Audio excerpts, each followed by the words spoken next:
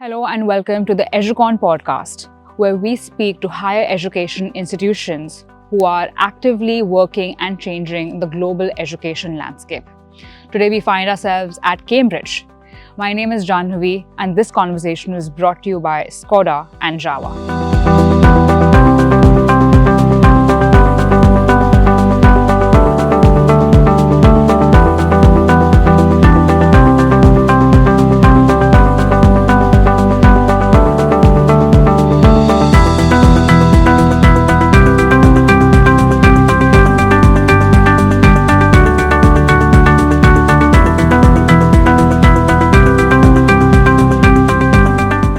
Dr. Mitchell, Professor Gardner, thank you so much for coming on set today.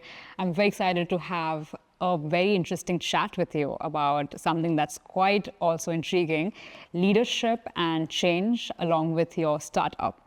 So I'd like to start off by asking a little bit about the work and the research that you guys have been doing. You have been teaching leadership and change both to organizations, individuals. Talk to me a little bit about that. Hey, thank you for having us here. So we've been doing a lot around leadership development and training and coaching,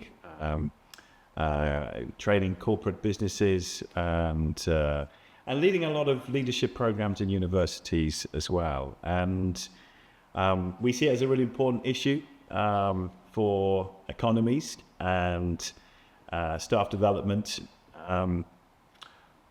One of the areas that we find when we go and speak to businesses and organizations is they want to know how they can develop the next generation of talent. How do they develop leaders for the future?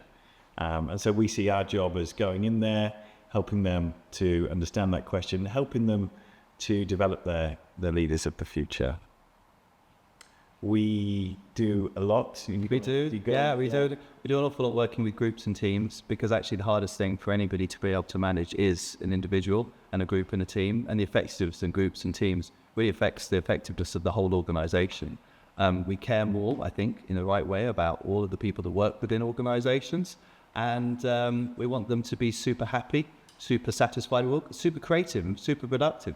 And that only happens when you have outstanding leaders and managers actually leading that process, as we were talking about earlier today. Change is so important. Change is happening whether we like it or not. So leaders who can transform the organization through transformational leadership and building resilient, trusting teams will actually help our world to be a better place. And that's really why we're passionate about delivering leadership and management education. Mm-hmm. Well, one of the things we really focus on is trying to help people understand their purpose, help them to articulate the why of what they're doing. What does that make a difference in? How does it help the world become a slightly better place? And we help them articulate their purpose, understand what their vision is, and then try and work through how do they implement that vision in reality. Leadership is a complex part of work. And we live in complex times. The world is more complex than it's ever been, okay? We've got a lot more uncertainty, volatility, and in business as well as the wider world. And, we're trying to help leaders develop so they can respond to that complexity. So we help them identify their purpose, their visions, and then how do they create environments for other people to do the best work of their careers? And that's one of the key things about leadership. How do you create the conditions for people to thrive? And then our job is to take them through that in a training course, so they've got the skills, the competencies, and the confidence that they can go and implement that in practice. Wonderful. So you're both educators, you're both professors, and you teach at the University of East Anglia. You're also both co-founders of a company called Rise. And I just want to understand, did you see a gap in the traditional education market that inspired you to essentially create this company? And what is it really about? Yeah, right. It's a really good question. And the fact is we saw that there was a gap.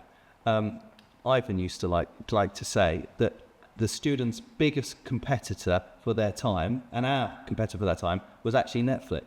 So they spend so much time on their phones, engaging with social media, chatting to other individuals, that they didn't actually have the opportunity or the time to read around the topics, read research papers, read the textbooks. So we developed Rise as a platform with high quality educational material in there, written as well as video content, really to engage learners so they could work and learn on the bus, on the train, in the library, after the lectures, and actually share content with each other in a really gamified first generation tech solution that looked at mobile as the way that individuals would learn first, rather than using sort of laptops and desktops.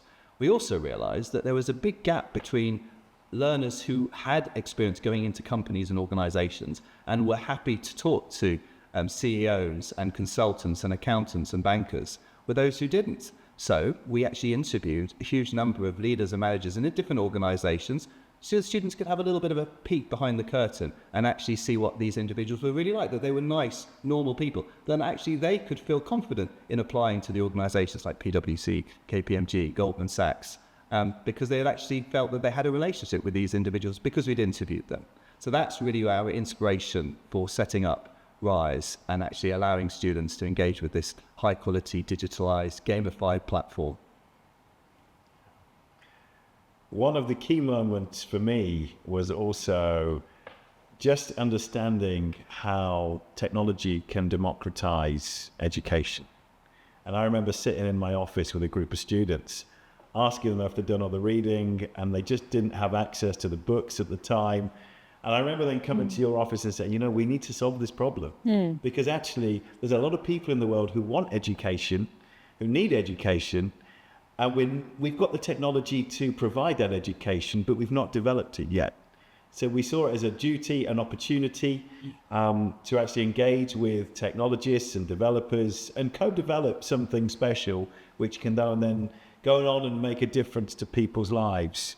And that's what we did, you know, and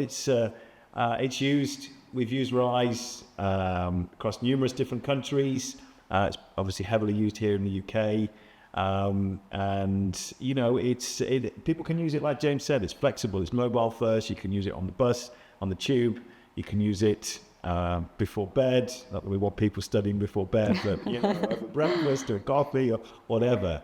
And actually, you know, we find it's not just the 18, 19, 20-year-olds that like this. Actually, we find a big part of our audience now is with corporate businesses as well, and professionals. You know, the executive MBA programs we use fully embedded with Rise, and it's a great way to help people deepen that foundational learning for what they're studying. Yeah. Mm-hmm. Wonderful. Wow. Something that you mentioned earlier was that, you know, being a leader today is so complex because we live in a very fast-paced, ever-changing world.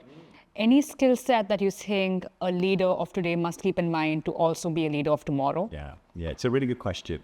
We do live in complex times, and if you think about it, there's no part of your life that's not changing, right? We're getting older, the world is getting more complex and volatile. There's greater uncertainty in parts, and in business, that creates the challenge of how do you navigate in that environment effectively. So for leaders of tomorrow, being adaptable is really quite key. Mm-hmm. And that means having that mindset that is just open to different ideas, which is a healthy mindset to have anyway.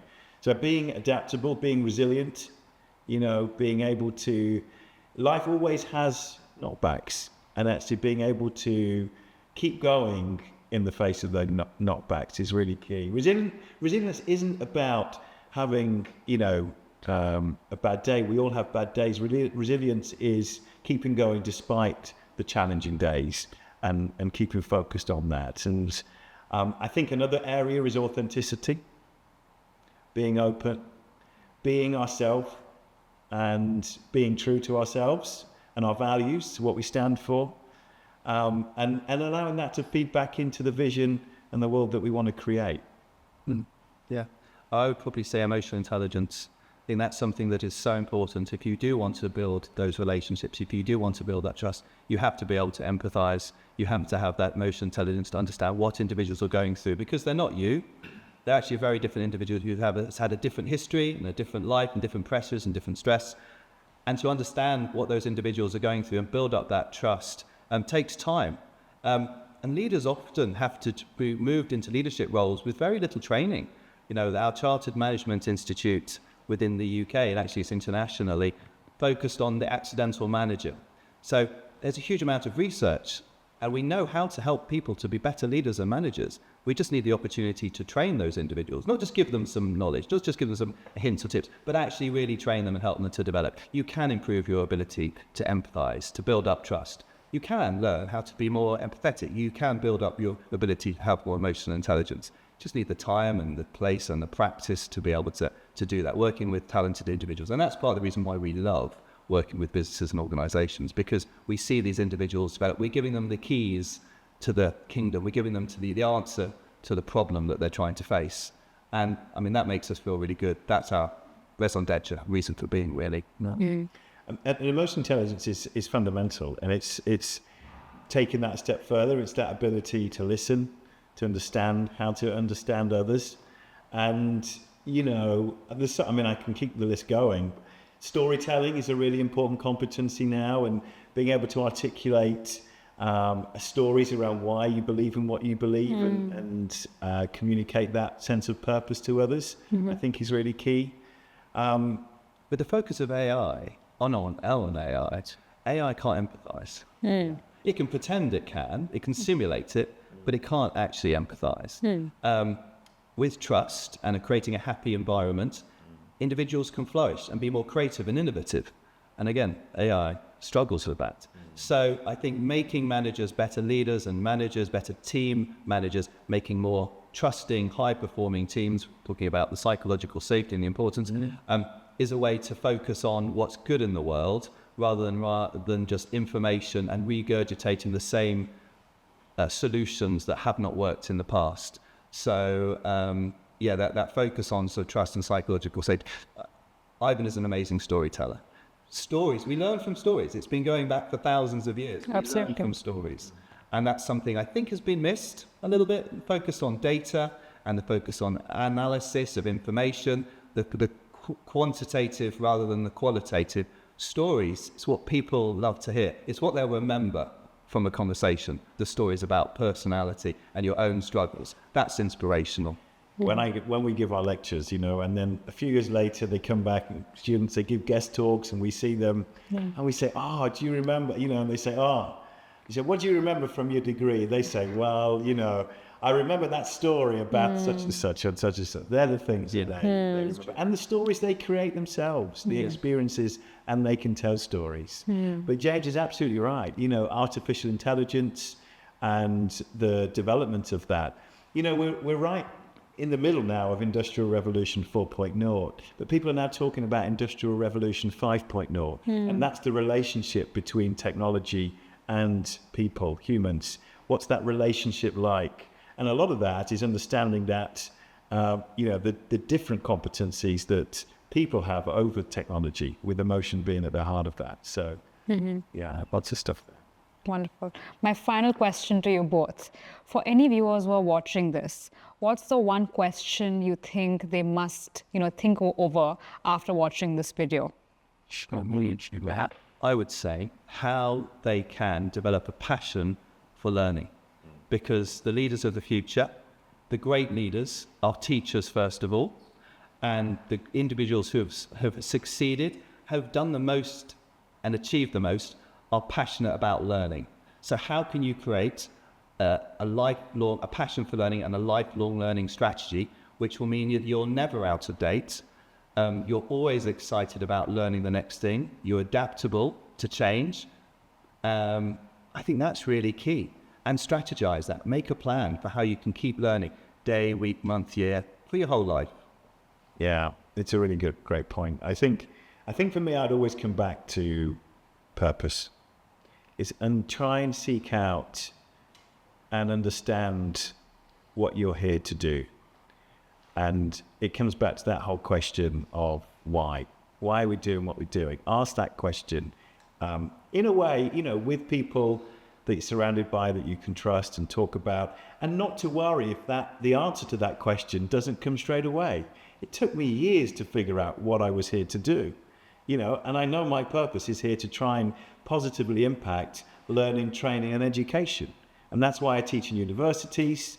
I teach in businesses, and why we developed Rise in the first place. It's because we want to make the world a slightly better place through learning and development. And I think it's just take that time to think it through, because once we discover that, we find the world a slightly more meaningful place. And we find that there's a ripple effect there on not just our own lives, but also the lives of people around us.